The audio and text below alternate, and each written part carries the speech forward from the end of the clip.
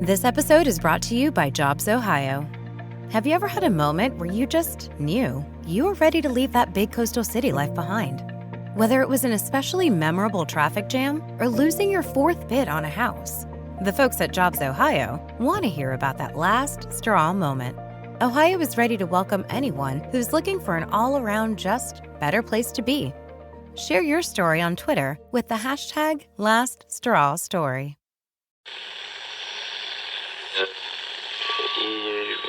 Empire.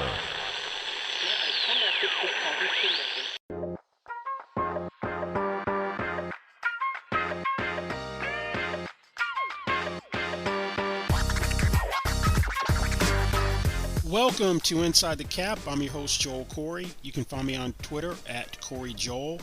That is CorryJoel. And also read my regular CBSSports.com column, Agents' Take on NFL Salary Cap and Contract Matters. We're going to look at a couple of things this week. One, finding the sweet spot in an extension with Derek Carr, and also look at the new deal that Xavien Howard, Dolphins cornerback, just signed. Okay, last Monday at the NFL annual meeting, Josh McDaniels, new Raiders head coach, indicated that they're trying to find the sweet spot in a new contract for Derek Carr.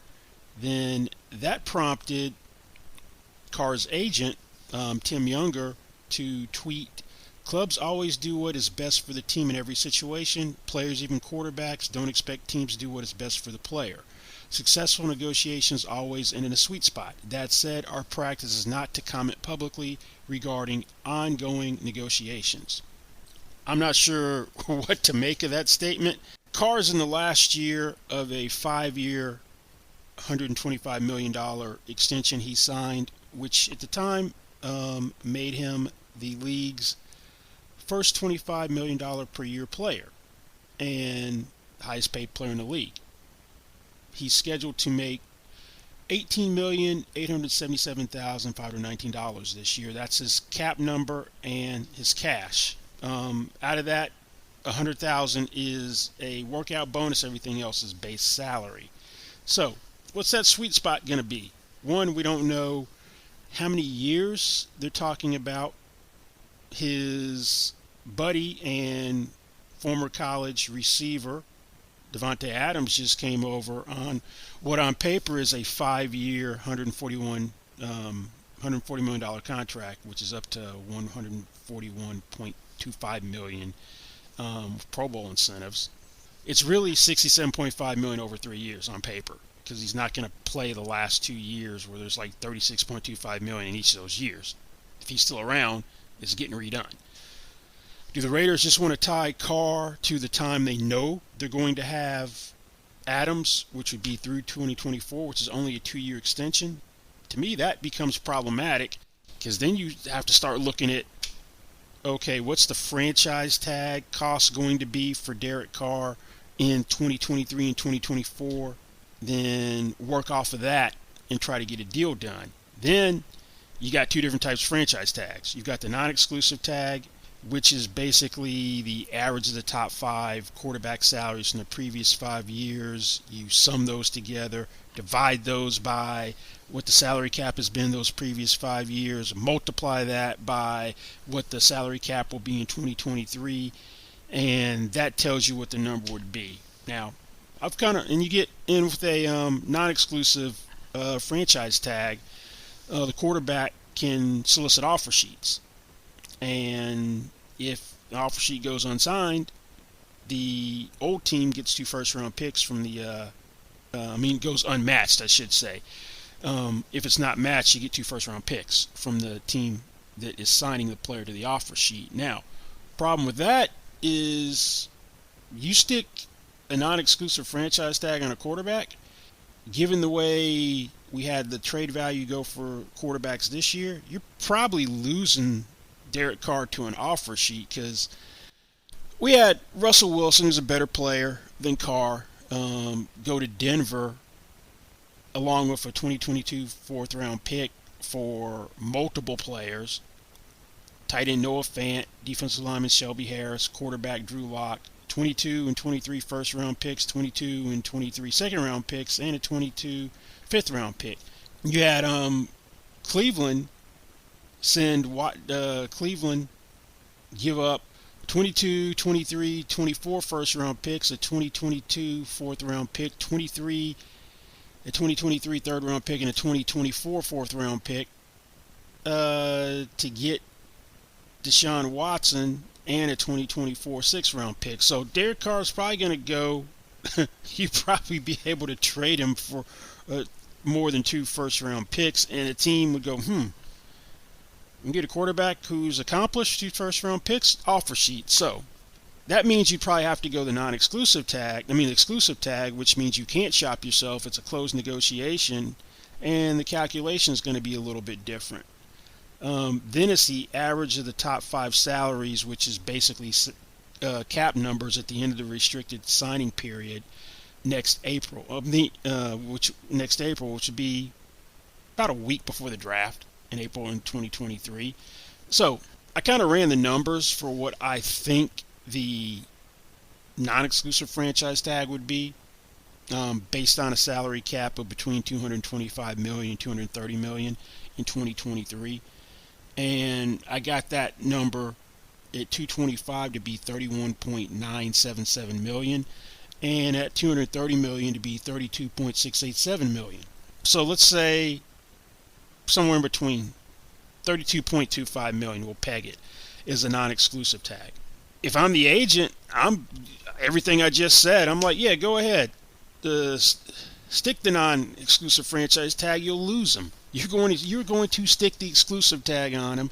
You know it. I know it. That's what Tim Younger most likely would tell the Ravens if the discussion goes down this road.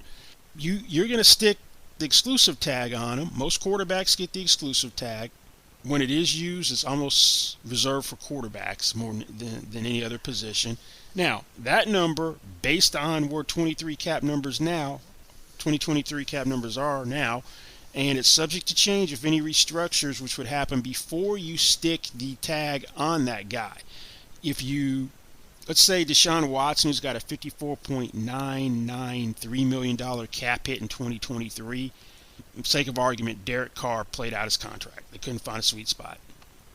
They were going to franchise him, and they stuck the exclusive tag on him. And I don't know what the designation date deadline is, but let's say it's March 7th. And let's say the Browns restructure Deshaun Watson's contract March 12th. That $54.993 million gets locked into the calculation. So as it stands right now, and some of these numbers would change, you got Deshaun Watson in at $54.993, Dak Prescott $49.13, Patrick Mahomes, $46,243,381. Josh Allen, $39,272,281. And Ryan Tannehill, $36.6 million. Those would be the 5 numbers which are going to figuring out the exclusive franchise tag. And the average of those numbers is $45.248 million. Huge difference between the two numbers. You're talking basically $13 million difference between the non-exclusive tag and the exclusive tag. So if I have a client, and you work for the client, not the other way around, who's willing to let me do what I want to do and doesn't give me a constraint that, hey, we got my receiver, we got to try to get Hunter Renfrow done, maybe they're going to redo Derek Waller, who's underpaid.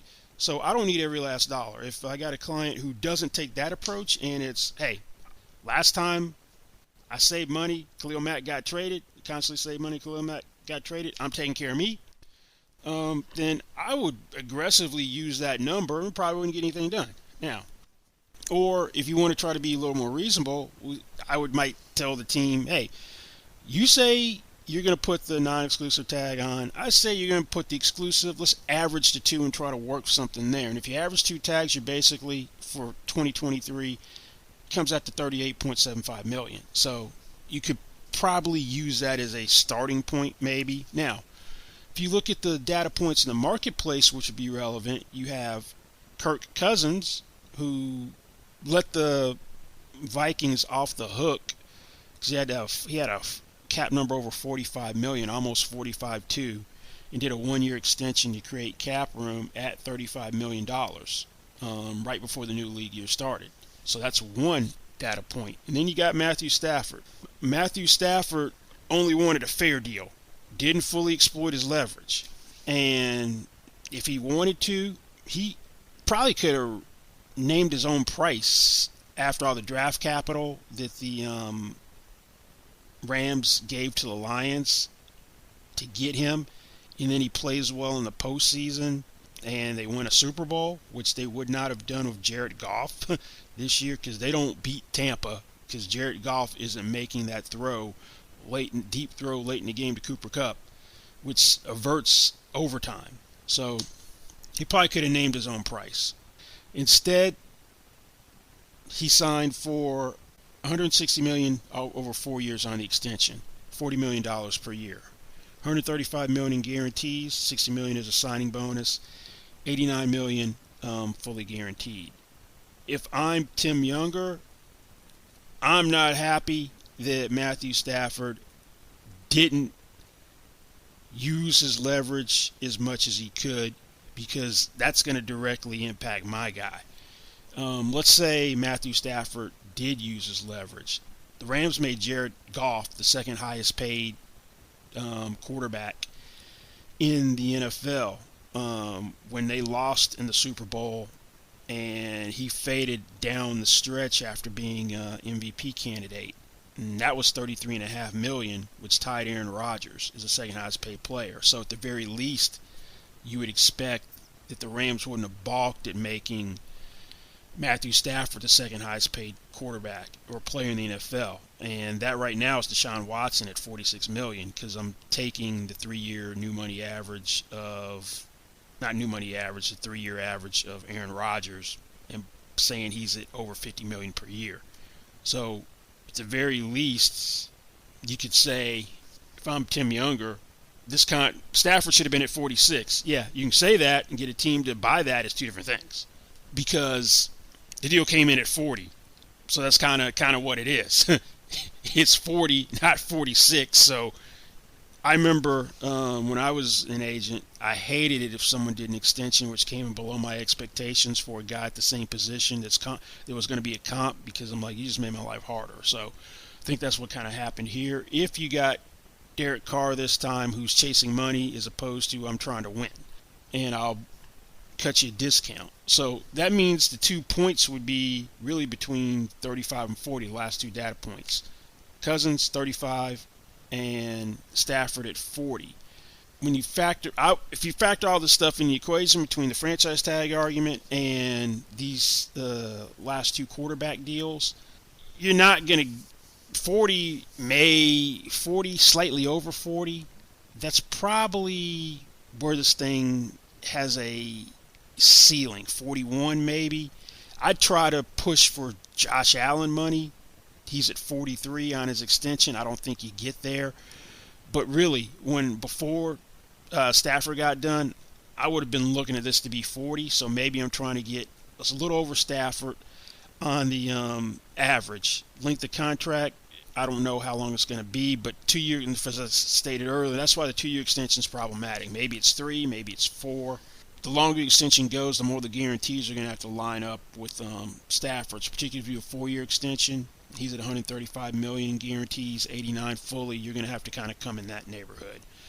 But Raiders didn't trade for Devontae Adams for Derek Carr not to be extended, since that's his guy. So you need a quarterback in this division in particular because it's the strongest division in football. You got Patrick Mahomes for the Chiefs. Russell Wilson just came over from Seattle who's now the Broncos quarterback. Justin Herbert, up-and-coming quarterback heading into his 3rd year for the Chargers. So you can't let Carr walk out of this division and expect to compete because you need a Pro Bowl caliber quarterback, and particularly in this division. So we'll see how long the extension is, but $40 million neighborhood is where it should be. It shouldn't come in below Cousins in any scenario. If you average the two franchise tags on the non-exclusive basis, you're getting it basically 35.5. That's really what the floor should be. And we'll go from there. So we'll see if and when this thing gets done. But Derek Carr should be the next quarterback domino to fall. Dolphins cornerback Xavien Howard finally corrected the mistake that he made in 2019 when he signed a contract for $75.25 million and a 5-year extension, which barely moved the needle in the cornerback market.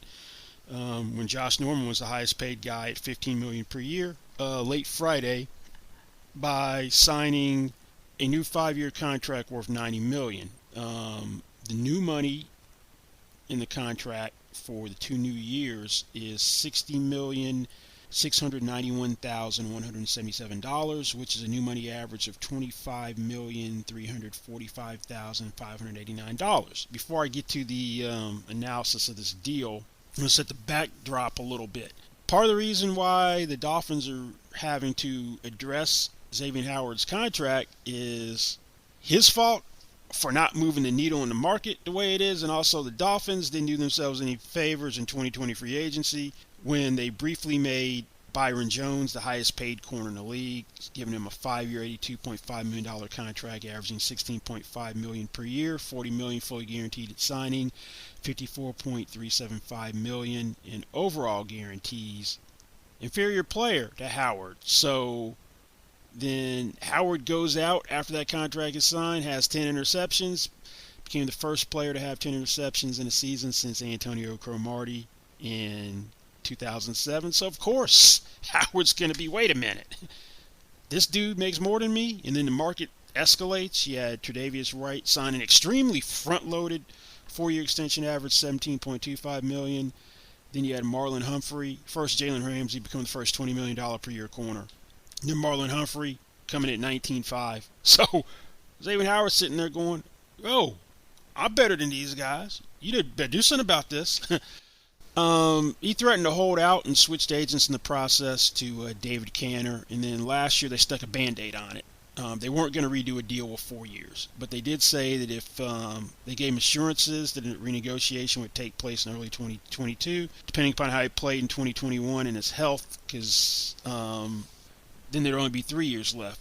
They gave him 3.5 in incentives, which he did earn last year. And that's how we got to where we got. Now, we're going to get back. This is going to be the old adage of how do we value this deal? Do we look at the 5-year total or do we look at the new money average? The easiest way to be able to tell, and nobody's going to have any privy to it, is what did the Dolphins' proposals look like that they sent David Canner? In the proposals, were they highlighting new money on here? And if they were highlighting new money, then that's what we're talking about. If they weren't highlighting new money, then no. In this case, I can see, then you're talking ripping it up and 5 years. In this case, I can see where some people might go ripping it up because Xavien Howard had $39,308,823 left on his contract, and the 5-year total does not end in 8/23. If it had, then definitively you go, we're talking new money. Now, in DeAndre Hopkins' case, he had $39.915 million left. 5-year total, $94.415 million, which shows me they're talking new money. I suspect they were still talking new money in this case, but we won't know unless you look at the proposals. But Mike Florio of Pro Football Talk had a source which gave us what are numbers, and usually when he gets these types of things, they're pretty reliable, so I'm going to take him at face value, except I don't know whether he got the complete details about the guarantees, because the reports were that this has the most amount of guarantees in the Howard deal, and that's when it first was reported. But you got a signing bonus and roster bonus of $17.115 million. I'm assuming those are prorated. We won't know until we see the full details, the actual breakdown. So I don't know if that's all prorated. I'm going to assume it all is. 22 base salary, $1.035 million fully guaranteed. 2023 base salary, $18.15 million fully guaranteed. So there's $36.3 million fully guaranteed, according to this. 2024 roster bonus, $3 million on the second day of the 2024 league year. Base salary of $15.4 million, $4 million guaranteed for injury signing, and becomes fully guaranteed on the third day of the league year. I'm assuming all 15.4 will be fully guaranteed on the third day of the 2024 league year. 2025 roster bonus, $3 million, due on the second day of the league year. Base salary, $13.65 million.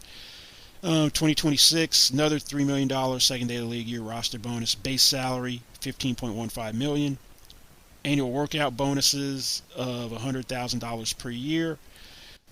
Incentives, 22 through 2026, $1 million per year, based on first team All-Pro or initial Pro Bowl ballot. Now, you'd have to add a team qualifier to the Pro Bowl ballot part for it not to be a cap charge, and turn it from likely to be earned to not likely to be earned. So this is a pretty good, I'm going to work off of this.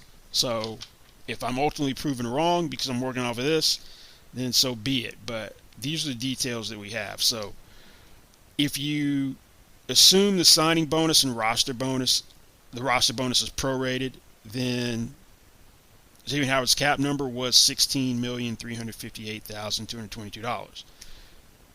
Then it's going to drop to $8,213,281. So they're going to pick up $8,144,941 in cap space. That's only if the roster bonus, and I don't know how much of the signing roster bonus is a roster bonus, but that's the cap savings they would have out of this deal. Now, these new contracts for guys who have 3 years left on their contract are going to be the bane of the Green Bay Packers' existence, because that's part of the reason you had acrimony with Davante Adams. The new money on the 2 new years added to DeAndre Hopkins was $27.25 million per year. The Packers didn't want to acknowledge that at $27.25 million per year last year in negotiations, so you end up getting him franchised. Now, they've been negotiating with Jair Alexander, who only played 4 regular season games last year because of shoulder injury, came back and played in the playoffs. Anytime there's an intervening event when you start negotiating, it matters.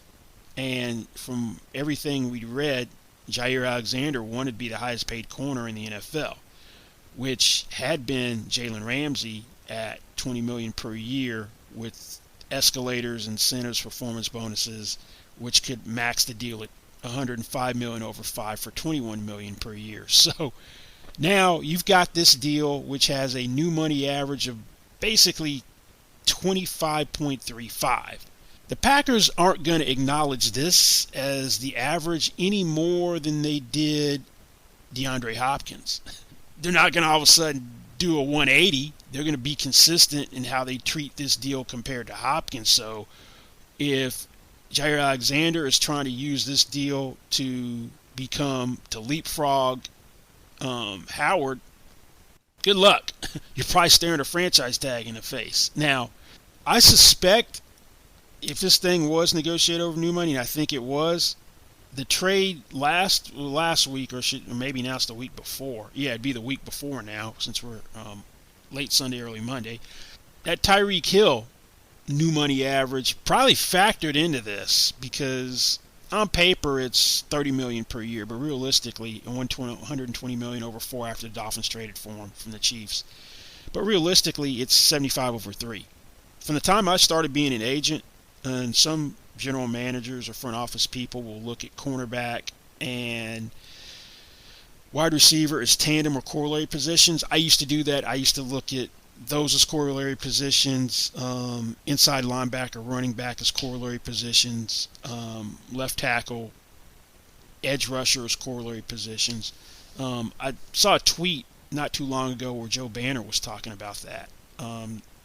how they're tandem corollary positions. So if you just paid Tyreek Hill $25 million per year, I suspect you're over $25 million per year on the new money average because of this Tyreek Hill deal. Only way to know would be to ask the parties, but that's just my hypothesis. Now, Green Bay is going to have a problem with this, and Cleveland Browns are going to have an issue. Denzel Ward also in a contract year, also playing on a fifth-year option like Jair Alexander for $13.294 million. They're not at the same stage as negotiations as the Packers, but I suspect that whoever goes first out of these two, and you're going to need Jair Alexander if he goes first to do a job to help advance the ball for Denzel Ward if he's going to capitalize on that deal. Now, we had a event in the marketplace which came in lower than I thought, which I thought might help Jair Alexander but didn't, was J.C. Jackson's contract. J.C. Jackson has the most interceptions over the past 3 years.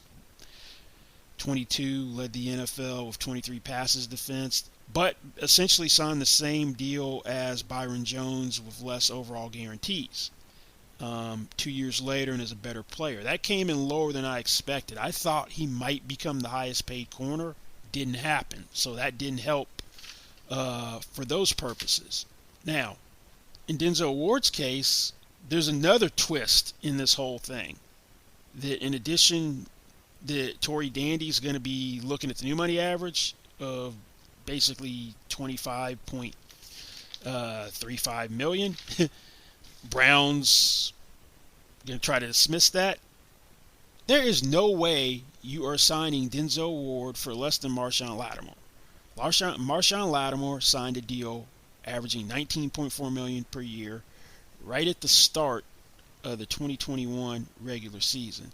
That simply is not going to happen for one reason.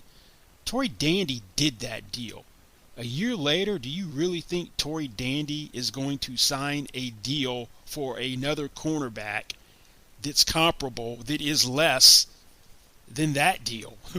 I don't see that happening. If I'm him, what I'm doing is I'm like, okay, the cap went up 14.1% basically. I'm at 19.4. Salary cap inflation gets me to basically a little over 22. So 22 is my floor.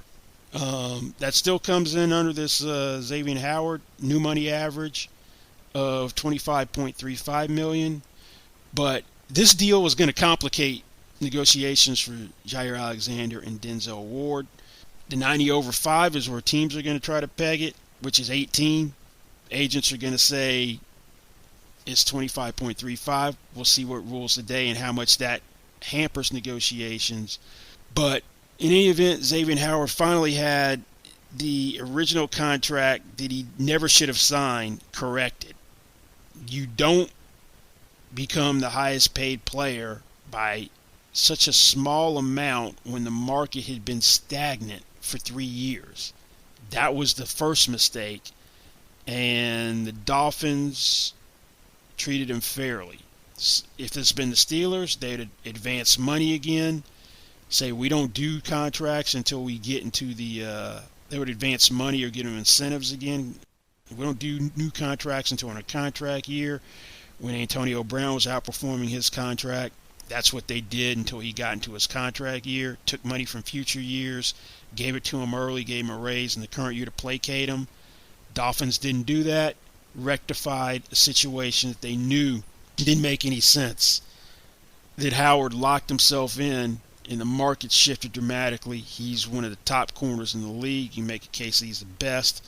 So, particularly with the guy on the other side making more than he is, something had to be done. So, Howard's happy in the books. He's got his money. But I suspect getting high-end corners done following this is going to be a little complicated because of the new money in the deal. That's going to be this week's Inside the Cap. Don't forget, you can find me on Twitter at Corey Joel. That is CORYJOEL. Also, read my regular CBSSports.com column, Agent's Take. and we'll see you back here next time. Thanks for listening. Goodbye.